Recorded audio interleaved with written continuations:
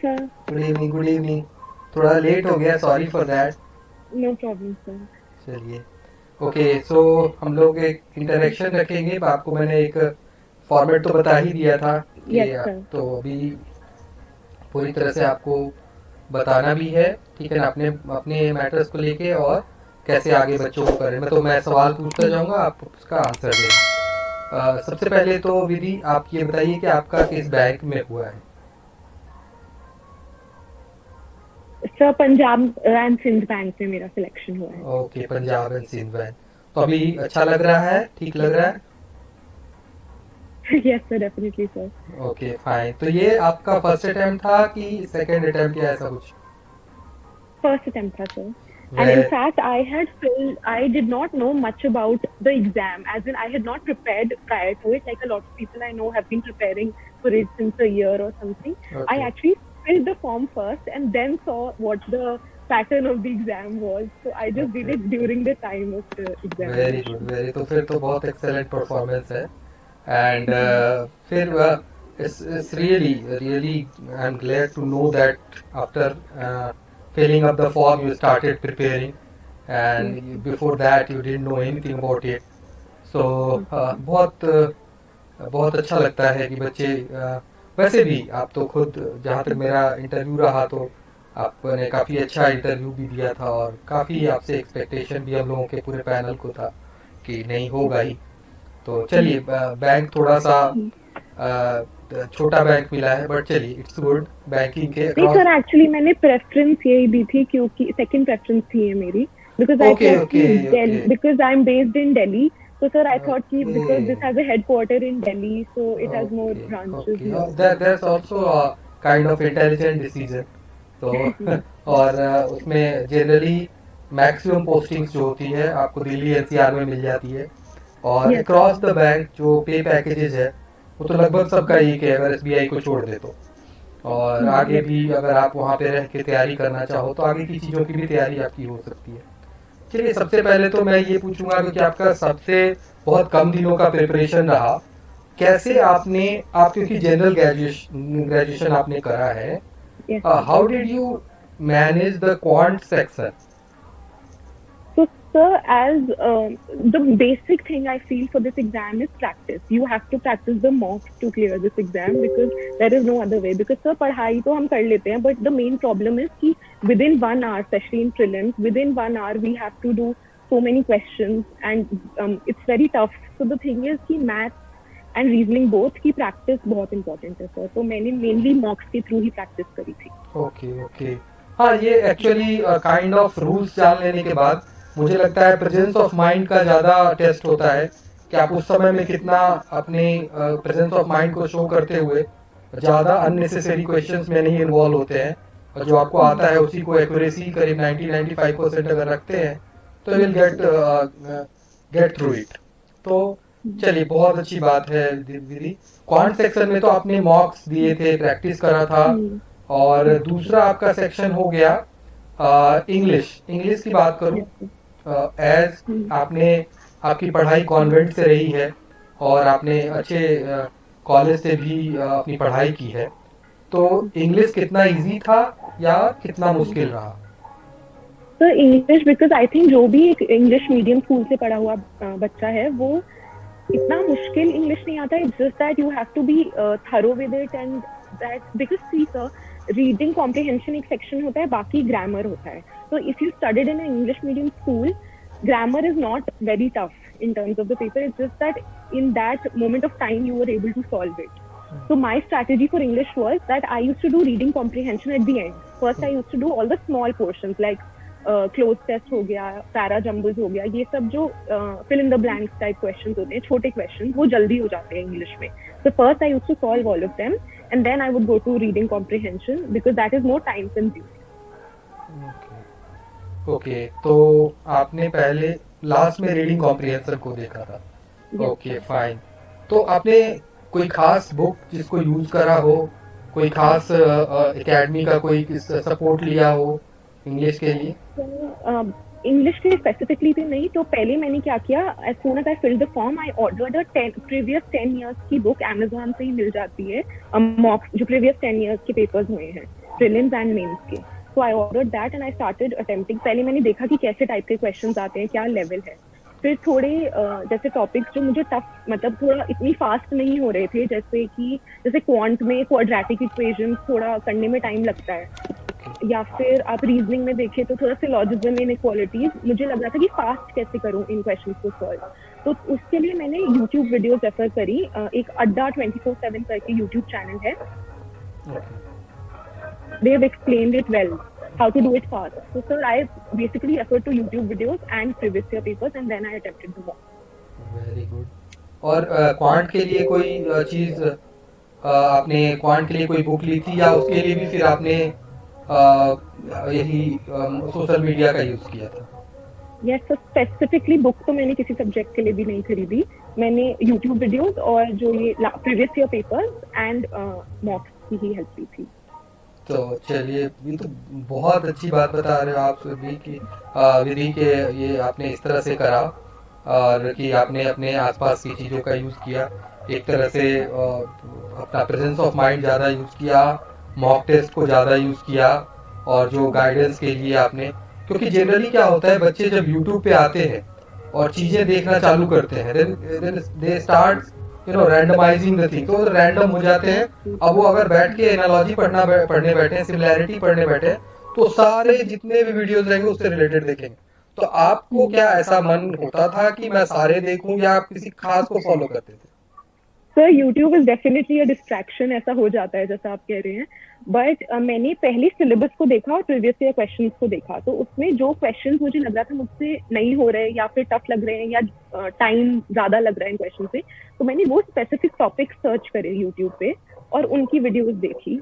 जैसे मैंने आपको बताया कि syllogism and inequalities in reasoning, then quadratic equations in quant, mainly यही टॉपिक्स थे सर.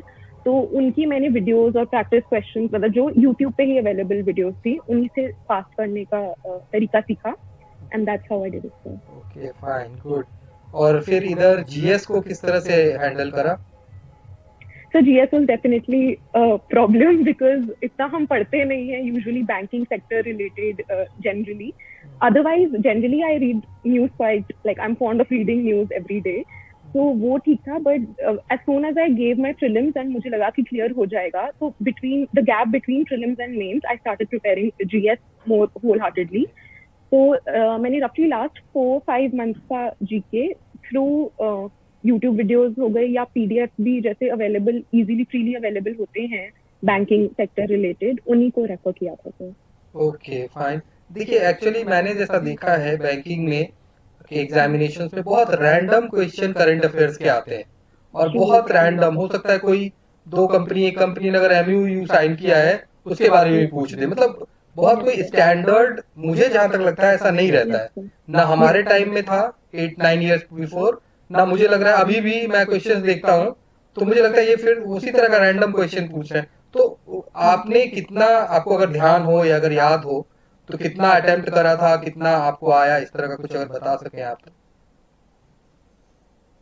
सॉरी सर, आवाज ब्रेक हो गई. आवाज ब्रेक, कोई नहीं. मैं कह रहा था कि क्योंकि बहुत रैंडमाइज क्वेश्चंस आते हैं और बहुत ज्यादा करंट अफेयर को बहुत ये क्या कहते हैं, बहुत ध्यान से बहुत सारी चीजें रैंडम पढ़नी पड़ जाती हैं अगर आपको अच्छा करना है. तो आपने किस तरह से किन सब सेक्टर्स को ध्यान में रखा, कितना अगर आपको याद हो तो कितना आपका स्कोर रहा और अटेम्प्ट कितना किया था आपने? Yes sir, so this year the GS paper was actually very tough as compared to the previous year papers. जो सबका व्यू रहा है जिन्होंने पहले भी अटेम्प्ट दिए हैं, मेरा तो फर्स्ट अटेम्प्ट था, बट ऐसा मैंने देखा वीडियोस वगैरह में, सुना कि इस बार टफ था.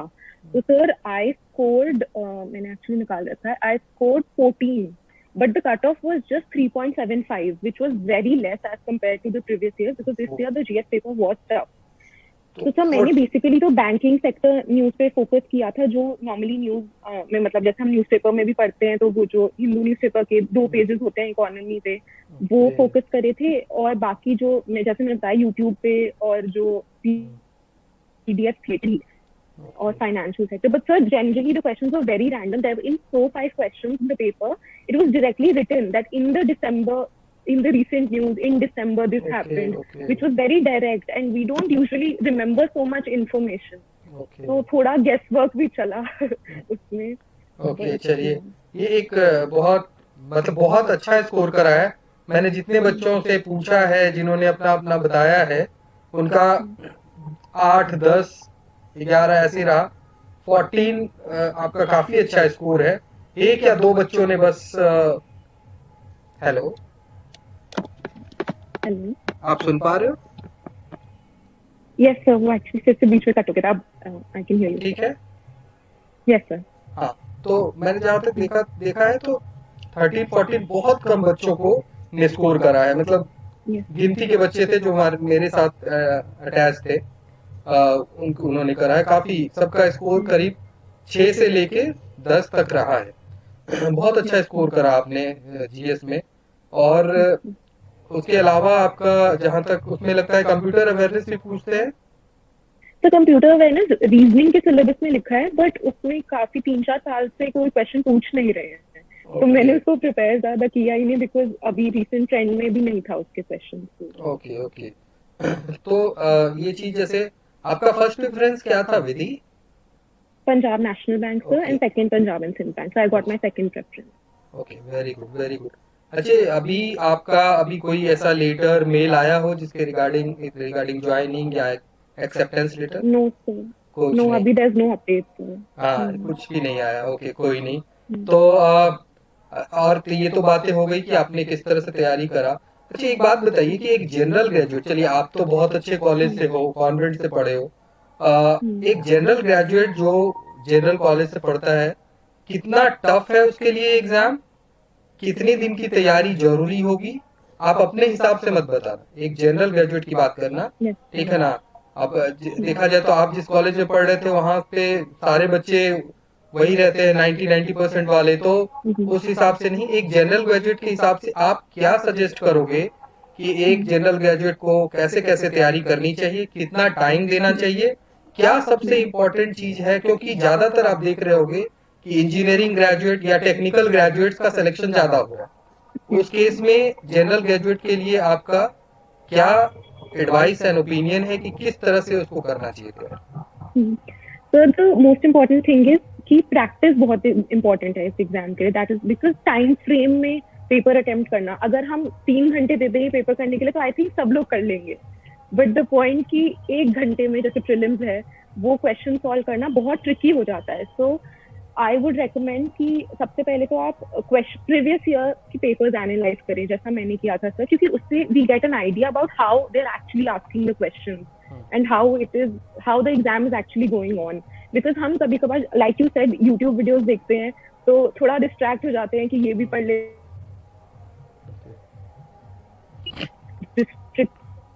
टॉपिक्स हैं जिन पे रेगुलरली क्वेश्चंस आते हैं, and if we keep on practising on those points, so I think that is better. तो sir like definitely engineering and all जिन्होंने करी होती है, they have an upper hand because JEE वगैरह में मैथ्स का बहुत इंपॉर्टेंस होता है। So they are use to solving question so fast in terms of maths and reasoning, which generally people like us who have done BA honors are not so thorough with. But if I don't think that the exam is very tough, although I have seen people who have not cleared it for three years have given mains. But sir, if you actually give your time to it, practice questions and just analyze the papers how they are coming in the previous years, I think you get a set pattern कि इन topics पे questions आ रहे हैं। अगर आप उनको practice करें और with in a time frame practice करें, मॉक्स लगा के कंप्यूटर पे प्रैक्टिस करें, बिकॉज सर एक ये भी है कि हम जो पेपर्स देते आ रहे हैं बचपन से वो रिटर्न होते हैं। This was my first experience of giving an exam on a computer, so that also makes you slower because you're not used to it, looking at a screen and answering. Otherwise we're used to writing. So that if you practice it that way, I think so that makes that's very important. Plus sir, इसमें sectional cut off होती है, तो वो भी ऐसा नहीं है कि सिर्फ मैथ्स के बेसिस पे लोग क्लियर कर रहे हैं, बिकॉज इंग्लिश भी उतना ही इम्पोर्टेंट हो जाता है, बिकॉज हर सेक्शन की कट ऑफ क्लियर करनी पड़ती है। ओके, तो मतलब एक तो मॉक का प्रैक्टिस करना है, प्रीवियस ईयर्स का पैटर्न चेक कर लेना है, उससे क्वेश्चन बना लेने हैं। और फिर जैसे सोशल मीडिया का यूज कर रहे हैं तो थोड़ा स्ट्रिक्ट अपने साथ रह के कि भाई एक देखना है तो एक देखना है, कोई एक चीज देख रहे हैं तो एक देखें, उसमें 10-10 लिंक्स नहीं देख रहे हैं, वो नहीं करना है। और थोड़ा सा मतलब डिसिप्लिन्ड वे में जैसे आपका हाँ, तो थोड़ा मुझे लगता है सिस्टमैटिक डिवाइड कर लें कि ये टॉपिक्स आपसे नहीं हो रहे हैं क्वेश्चंस में, तो वो ज्यादा पढ़ें। जो हो रहे हैं वो तो फिर सर हो ही जाते हैं, कुछ तो इजी भी होते हैं जो हो जाते हैं। ओके, हाँ हाँ। एक बात बताइए, इंग्लिश जो है सबसे बड़ा इशू है एक जनरल ग्रेजुएट के लिए, ठीक है ना? I am not talking about the convent going students, I am talking about the Hindi belt, Bihar, UP और झारखंड, इस तरह के जो हिंद, राजस्थान, मध्य प्रदेश, तो उस तरह के वहाँ के बच्चे वो ये कह के छोड़ दे रहे हैं कि सर मेरे से तो नहीं हो पाएगा, बहुत टफ है इंग्लिश, मैं एसएससी देख ले रहा हूँ, एसएससी में अगर कुछ हो जाता है तो मैं कर लूंगा। ऐसा बहुत सारे बच्चों ने कहा था कि सर बहुत टफ पूछ देता है, पीओ तो कहीं से भी नहीं निकलेगा, मेरा तो क्लर्क में भी इशू हो रहा है इंग्लिश इंग्लिश के कारण। तो उनको कैसे करना चाहिए ये काम? सर डेफिनेटली वोकैबुलरी स्ट्रांग होना इज इम्पोर्टेंट, बिकॉज इवन जो रीडिंग कॉम्प्रिहेंशन के क्वेश्चंस आते हैं उसमें काफी मतलब दो क्वेश्चंस तो आते ही हैं सिनोनिम एंटोनिम वाले। और इवन जो ग्रामर होती है, लाइक क्लोज टेस्ट होता है, फिल इन द ब्लैंक्स वगैरह होते हैं, उसमें भी ग्रामेटिकल मिस्टेक मतलब अच्छे लेवल के क्वेश्चंस होते हैं sir. It's not very easy to crack it, sometimes you also have to think about it कि क्या है। तो सर एक ऑनेस्टली मैंने रेफर नहीं किया था because touchwood I was fine with English. But a lot of people I've seen that they have referred to this book called Word Power Made Easy, which is good for vocabulary. So basically vocabulary strengthen करना. A lot of people in fact do this also sir, that newspaper में जो रोज terms आती हैं उनको थोड़ा Google करके उससे vocabulary enhance करें. तो ऐसे जो भी कोई बेसिक इंग्लिश, ऑनेस्टली सर इतना टफ भी नहीं है इंग्लिश, तो अगर कोई बेसिक इंग्लिश बुक जो ग्रामर की बुक होती है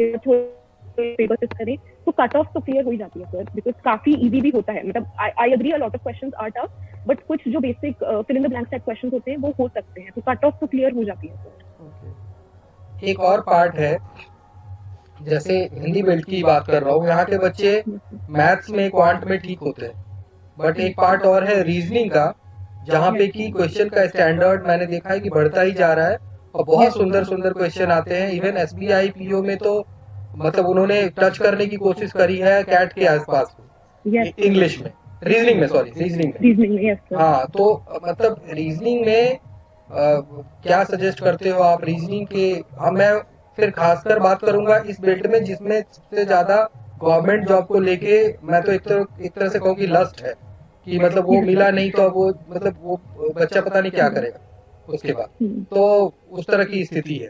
तो इसमें कैसे आप कहोगे कि रीजनिंग को किस तरह से तैयार करना चाहिए? एक तो प्रैक्टिस हो गया, कहाँ से कैसे करे, किस तरह से करे? Yes sir. तो रीजनिंग का एक इशू ये है कि उसमें जैसे seating arrangement based puzzle based questions आते हैं, तो उसमें ये प्रॉब्लम है कि अगर हो गया तो आपके 3-4 क्वेश्चन डन है, अगर आपसे वो पजल बन गया या सीटिंग अरेंजमेंट बन गया, और अगर नहीं बना और फंस गए तो आपके 4 क्वेश्चन गए. तो सर इनफैक्ट मेरे साथ although I was better in reasoning than math than quant, but sir मेरे प्रीलिम्स में क्या हुआ, मैं 2 पजल्स में अटक गई, तो वो मेरे क्वेश्चंस हो ही नहीं पाए. तो I attempted lesser number of questions in reasoning than quant, which was usually the other way around in my mocks. तो रीजनिंग में यही है सर कि जो मतलब रीजनिंग की काफी बुक्स आती हैं which is just based on reasoning. तो आप एक एक टॉपिक लेके, जैसे seating arrangement is one, circular seating arrangement, square में, रेक्टेंगल में बहुत अलग टाइप के क्वेश्चंस आते हैं. फिर puzzle based questions, blood relations, ये सब की टॉपिक वाइज क्वेश्चंस प्रैक्टिस करें, क्योंकि सर उतने टफ नहीं होते वो क्वेश्चंस, बट वो ये है कि सारे इंस्ट्रक्शंस बहुत ध्यान से पढ़ने पड़ते हैं, because the questions are very long. Like एक पेज का तो ऑलमोस्ट क्वेश्चन ही होता है जिस पे बेस्ड बनानी होती है.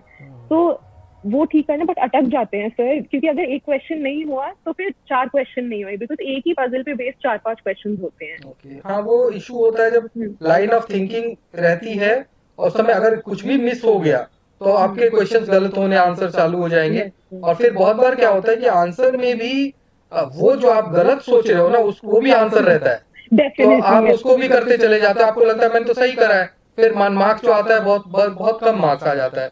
तो बच्चों को लगता है अरे ये तो ऐसे करना था, रॉन्ग ऑप्शन भी दिया था उसमें मैंने कर दिया. तो ये एक पजल का एक बहुत बड़ा, सीटिंग अरेंजमेंट का बहुत बड़ा एक इशू है जिसको तो इसमें भी आपका सजेशन ये है कि पार्ट वाइज प्रैक्टिस करें, टॉपिक वाइज प्रैक्टिस करें. और मुझे ये लगता है कि सब कुछ करना जरूरी नहीं है, मुझे जहां तक लगता है अपने आप को कंट्रोल्ड वे में रखते हुए, क्योंकि बहुत बार बच्चे एग्जाम में देखा हुआ जैसा लगता है, वो सोच के वो सब कुछ पढ़ने लगते हैं। Yes sir. तो वो मुझे लगता है कि उनको सोच के जाना चाहिए, प्री डिफाइंड। चलिए एक दो क्वेश्चन ऊपर नीचे हो सकता है, बट आपको ये आइडिया होना चाहिए कि मेरे को 60% या 70% सिलेबस को का आउटपुट मेरे को 95% रखना है। बाद यस बाकी का सर। 40% 30% को मैं अगर 10% 20% भी आउटपुट दे दूं तो बहुत है। तो ये चीजें मुझे लगती हैं कि ऐसे करना चाहिए बच्चों को। और यस सर। बहुत आपका तो मतलब मुझे लगता है कि आपने फॉर्म भरा था और एग्जाम दिया था, उसके बीच में मुश्किल से 2 ढाई 3 महीने का टाइम होगा, उससे ज्यादा तो नहीं होगा। Sir I think October and में फॉर्म आया था हम्म। एंड दिसंबर में था प्रीलिम्स, तो सर वही 1 मंथ 1.5 मंथ कह लीजिए मैंने प्रीलिम्स की पढ़ाई करी है वो। अरे बताइए, तो काफी काफी काफी शॉर्ट ड्यूरेशन में आपने करा, बहुत अच्छा परफॉर्मेंस था। अब आप जैसे अब बैंक में जाओगे, अधिकारी बनोगे, ठीक है, इसके अलावा फिर आपने क्या एक्सप्लोर करने के लिए सोचा है? आरबीआई ग्रेड बी या कोई बड़ा रिस्पॉन्सिबिलिटी? जैसे ये भी है, bank is okay, I am not talking कि बैंक ओके नहीं है, आप नहीं इसमें ग्रो कर सकते हो, बट आपका कुछ और ऐसा एस्पिरेशंस है कि बच्चों को बैंक मिला उसके बाद फिर क्या बच्चों को वहां स्टॉप कर देना चाहिए, क्या उनको खुद को एक्सप्लोर करते रहना चाहिए? क्या आपका व्यू है इस पे? सर अपॉर्चुनिटीज तो बहुत हैं इंडिया में टू, लाइक जैसे आरबीआई के एग्जाम्स होते हैं, यूपीएससी एंड ऑल होता है, तो ऑप्शंस तो काफी है अभी। Sir for now I will join the bank and then let's see if I want to appear further for some okay, exam. Very good. तो चलिए, बहुत बहुत all the best Vidhi. Thank you और सो आपको मच। बहुत अच्छा रहे, सब कुछ ज्वाइनिंग मिल जाए आपको जल्दी, ताकि आप वहाँ समझ पाए। बहुत बार आपको ऐसा लगेगा कि दिक्कतें आएगी, बट उसको देख लेना आप, क्योंकि उससे आप सीखोगे बहुत कुछ, ठीक है ना। बहुत जगह ऐसा लगेगा कि अब नहीं होगा पाएगा, अब मेरे को निकलना है। जैसे मैं जब था ब्रांच में, जो जब यहाँ पे रूरल ब्रांच में था, तो जब 10 बजे घुसा तो 2 ढाई 3 बजते बजते माइंड ब्लॉक हो जाता था। मेरे को लगता था अब मैं नहीं बैठ सकता यहाँ पे, अब मैं लोगों को हैंडल नहीं कर सकता। लेकिन तब वही पता है, पूरा का पूरा एग्जाम का पैटर्न भी वो ऐसा ही रहता है कि आपको एकदम ऐसा क्वेश्चंस आएगा कि आपको लगेगा कि हो गया, अब तो बर्बाद हो गया मेरा पूरा पेपर। तो उस समय में उसी तरह का आपको इन्वायरमेंट भी मिलेगा कि मैं अब इसमें सरवाइव नहीं कर पाऊंगी, अब नहीं लग रहा। तो उस समय में फिर वही पे एक बेहतर बैंकर और उसका कॉन्सेप्ट आ जाता है कि हाँ वो कैसे मैनेज करता है, फिर अपना पूरे टीम को भी मैनेज करना पड़ता है, क्योंकि आप आगे चल के मैनेजरशिप में जाएंगे तो बहुत ज्यादा दिन तक वो, मुझे नहीं लगता है रोक के रखते हैं, क्योंकि जैसे ही एलिजिबल होता है बच्चा उसको मैनेजरशिप में डाल देते हैं, क्योंकि मैनेजरशिप लेने के लिए रेडी नहीं होता है जल्दी कोई ब्रांच हेडशिप। या तो आपने कुछ ऐसा मतलब कुछ किया होगा, तो कभी कभी पनिशमेंट में वो ब्रांच हेडशिप देते हैं कि इसको ब्रांच हेड बना दो, ठीक है ना। तो उसमें करते हैं। मैं शुरुआत के दौर में बहुत बदमाशियां करता था, तो मेरे को आरएम ने ब्रांच हेड बनाया था। फिर लेकिन मैंने काम करना शुरू कर दिया, तो फिर अब ऐसा था ना कि बहुत क्या होता है ना, शुरू शुरू में जब लोग जाते हैं ना, उनको रूल रेगुलेशंस, मैं ये नहीं करूंगा, मैं ये नहीं करूंगा। अब जो हमारे सीनियर थे उनको उन्होंने कहा ये तो बार बार में रूल रेगुलेशन की बात करने लगता है कि ये नहीं साइन करूंगा, वो नहीं साइन करूंगा, ठीक है ना। तो आरएम को कुछ लोगों ने कहा, ये लड़का हर एक बात में कहता है यहाँ तो ऐसा नहीं लिखा है करने को, यहाँ तो ऐसा नहीं करना है। तो उसको बोला कि अच्छा ऐसा करो, इसको ब्रांचेड बनाओ, ठीक है ना, इसको सब जगह फिर साइन करना होगा, ठीक है, हर एक चीज पे। तो उन्होंने फिर ब्रांचेड बना दिया मुझे। तो मैं तो स्केल 1 में ही ब्रांचेड बन गया था, स्केल 1 में ही ब्रांचेड बना दिया था कि जाओ काम करो, ठीक है ना। उसके बाद फिर बाय गॉड ग्रेस की बहुत अच्छा होता चला गया, and one of the best employees में चुना गया मैं, रीजनल लेवल पे, जोनल लेवल पे। तो उसके बाद फिर मैंने उसको पॉजिटिवली, और सबसे बड़ी बात थी कि यूथ लोग, जो यंग लोग थे ना मेरे ग्रुप में, मेरा जो ब्रांच था, मेरे 5 स्टाफ थे, क्लैरिकल और ऑफिसर मिला के, जब मैं ब्रांच हेड था। तो जब काम देखा ना, तो स्केल 1 का ही ऑफिसर भी मुझे दिया उन्होंने, स्केल 1 में ही। तो तो मैं ब्रांच हेड था, वो बंदा मेरा ज्वाइंट मैनेजर था, और फिर 3 4 क्लर्क थे, दफ्तरी था। तो फिर हम सारे यंग थे। तो हमने क्या करा, जिस ब्रांच से लोग 3 बजे 4 बजे निकल जाते थे, भाग जाते थे, मतलब बहुत रूरल इंटीरियर का, तो वहाँ हम लोग 7-7 बजे तक रुकते थे। यंग थे तो डर नहीं लगता था, ठीक है, Yes, sir. जिनका फैमिली वैमिली था तो थोड़ा सा जल्दी निकलते थे, क्योंकि थोड़ा नक्सल अफेक्टेड एरिया था वो, ठीक है, तो उसके कारण से जल्दी निकलते, हम लोग को उतना डर नहीं लगता था, क्या करेगा, इस तरह की फीलिंग यूथ लोगों में होती है, क्या कर लेगा, तो ये ऐसा है, इस तरह का रहता था। तो सारे लोग अनमैरिड थे, सारे यंग थे, तो सब लोग साथ में काम करते थे, अच्छे से करते थे, तो जितने पेंडिंग काम थे और सब लोग नई नई चीजें सीखे हुए थे, तो उस कारण से क्या होता था कि जो पेंडेंसी रहती थी वो रहती नहीं थी हम लोग के साथ, तो काम होता चला गया। फिर ये फेवरेबली प्रॉफिट भी आना चालू हुआ, और कुछ कुछ तो मैंने अपना डाला भी है कि अवार्ड अवार्ड से रिलेटेड यूट्यूब वीडियोज में था कि मेरे को, और इंट्रो के टाइम में मैंने अपना इंट्रो का एक वीडियो बनाया, उसमें डाला था, तो कुछ कुछ अवार्ड्स मिले, फिर रिकॉग्निशन हुआ, फिर धीरे धीरे अच्छा लगने लगा सब कुछ, सब रिकॉग्नाइज करने लगे, तो होता है ये चीज।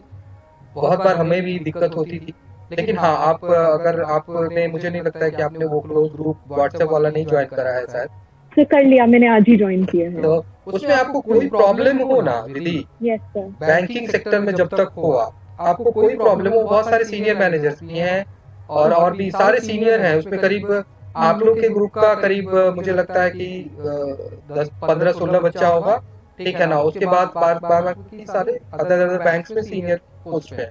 तो आपको जो भी दिक्कत हो, अगर आपको कुछ ऐसे कंफ्यूजन लगे कि जैसे मेरे से, आप क्या होता है ना, नए नए बच्चे जब जाते हैं तो सबसे बड़ा इशू क्या होता है, उनको बहुत कुछ पता नहीं होता है, और ब्रांच मैनेजर उनसे साइन करवाता है बहुत सारे वाउचर्स पे, जो यू डोंट नो कि मेरे को साइन करना है कि नहीं करना है। तो ये सब केसेस में क्या होता है, बहुत बार मेमो मिलता है, नोटिस मिलता है नए बच्चों को, ये हम लोगों ने झेला है, देखा है, तो उस समय हमें नहीं पता था, हमारा कोई ग्रुप नहीं था, तभी उसी के बाद हम लोगों ने क्या किया कि ग्रुप बनाओ एलुमनाई का, ताकि नए बच्चे जो ज्वाइन कर रहे हैं वो कभी भी किसी भी वक्त में उनको दिक्कत हो तो तुरंत पोस्ट करें उसमें कि भाई ऐसा ऐसा मेरा ब्रांच मैनेजर कहता है, क्या करना है।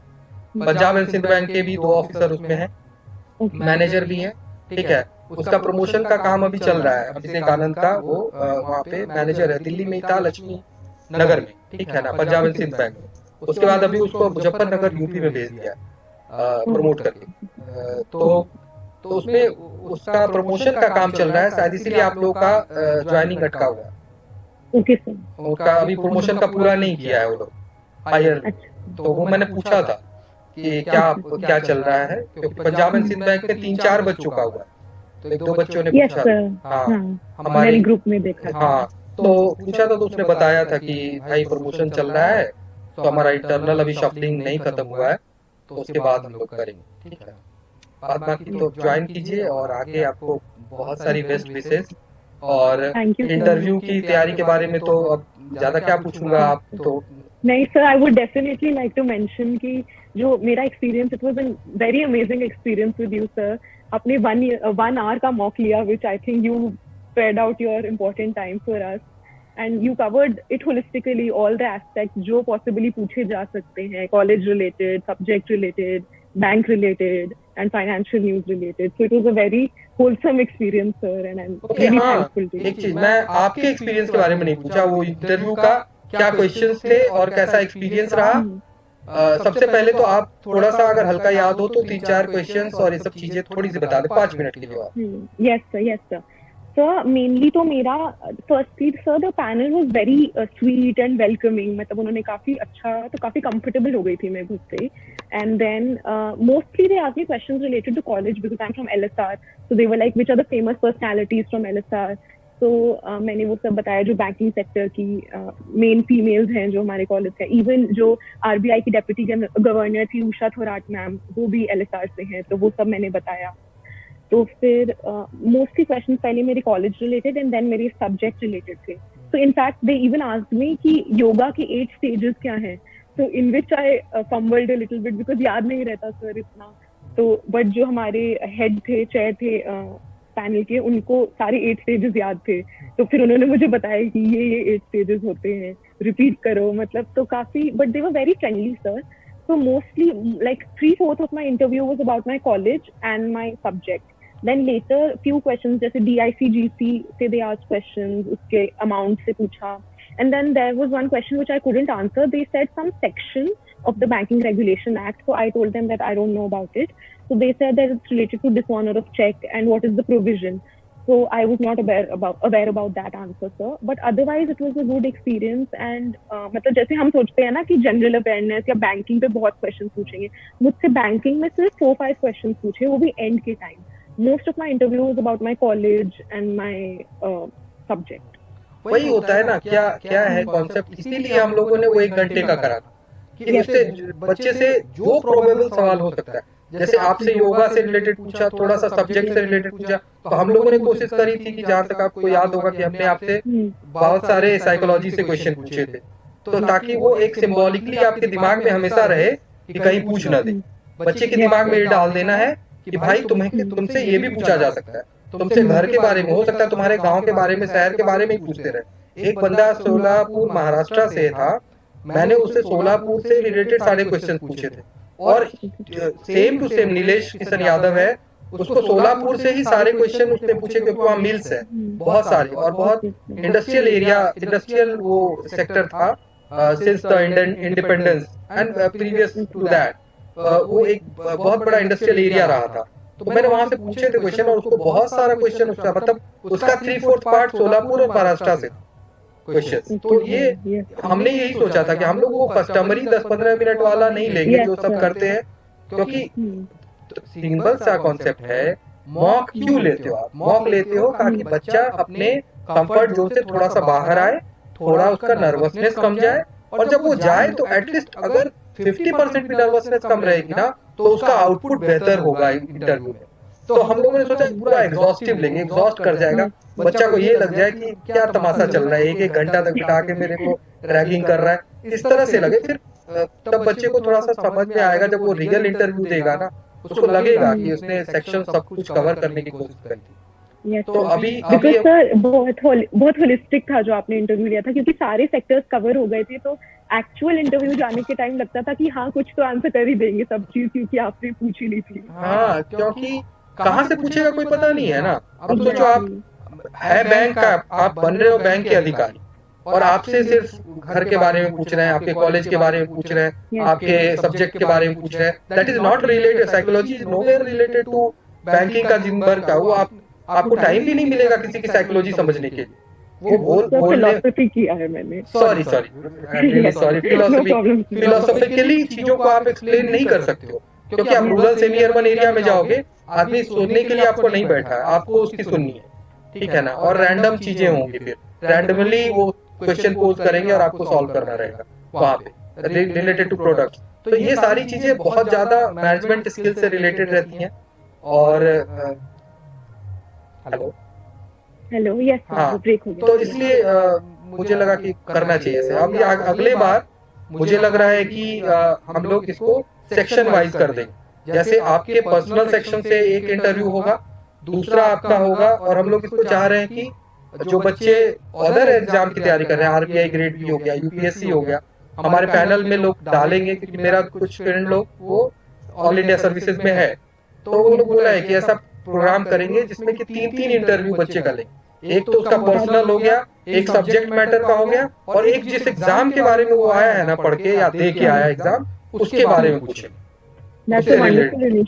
हाँ, तो वो कर, और वो हमारा प्रोग्राम हमेशा फ्री ऑफ कॉस्ट रहेगा किसी भी बच्चे को। और मैंने ये ग्रुप में भी बोला है कि जो भी बच्चा अगर बैंक में रहता है, जैसे आप बैंक में हो या नहीं रहोगे, तब भी अगर विधि मलिक का नाम लेके कोई आता है कि मुझे विधि दीदी ने भेजा है, सो सर ऐसा है वैसा है, तो वी विल, अगर इन केस कुछ भी चार्जेस करते हैं वो फ्री रहेगा। हमारे सिलेक्टेड बच्चों का रेफरेंस अगर आता है तो उस बच्चे का फ्री ऑफ कॉस्ट, किसी भी एग्जाम में वो क्लियर हुआ हो, उसका इंटरव्यू हम लोग फ्री ऑफ कॉस्ट करेंगे। और एक परफॉर्मा, एक जो है फॉर्मेट इंटरव्यू का बहुत डिफरेंट रहेगा, ताकि उसको कभी डर ना लगे। ये हमने सोचा है, तो आई होप कि आप भी सपोर्ट करते हैं इस बात को कि इस तरह से होना चाहिए, क्योंकि फिर आइडिया रहेगा उसको कि मेरे को ऐसा सब तैयारी करके जाने का।